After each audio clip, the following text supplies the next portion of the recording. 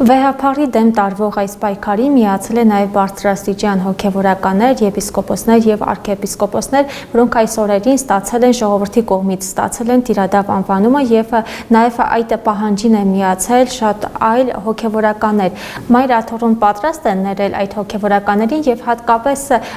եթե զղջմամբ հանդես գան նաև արդեն իսկ կարգալույց հռչակված քահանաները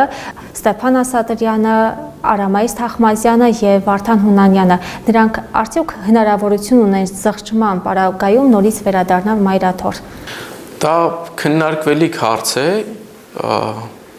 որովհետև նրանք գտնվում են տարբեր հարթություններում, այսինքն գործված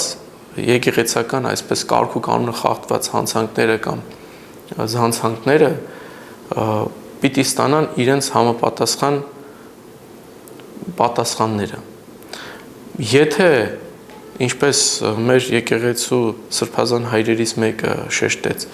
Պետրոսի նման դառնացած, պատկերավոր ենք ասում, դառնացած ծնկաչոք ներում հայցեն, ամեն բան հնարավոր է, որովհետև ինչպես նշեցինք, եկեղեցու նպատակը եկեղեցականներին վտարելը, կարգալուծանելը, պատժելը չէ, եկեղեցու առաջնային եւ կարևոր առաքելությունը հիվանդների խնամքն է, ներելն է, որովհետև այդպես եկեղեցին գտնվում է իր առաքելության մեջ, բայց պատրաստ են արդյոք այն մարդիկ, ովքեր այս օրերին բազմաթիվ ամբաստանություններ, մեղադրանքներ են հնչեցրել, բազմաթիվ եկեղեցական կանոններ են խախտել, պատրաստ են իրենք արդյոք խոստովանելու իրենց հանցանքները, մեղագալու, ինչպես անառակ որդի վերադառնալու։ Անշուշտ, եթե այդ ամենը տեղի ունենա, Մայր Աթոռը համապատասխան իր ժողովական համապատասխան հանձնախմբի կամ հանձնաժողովի կողմից կվերանայի նաև իր որոշումները, ես չգիտեմ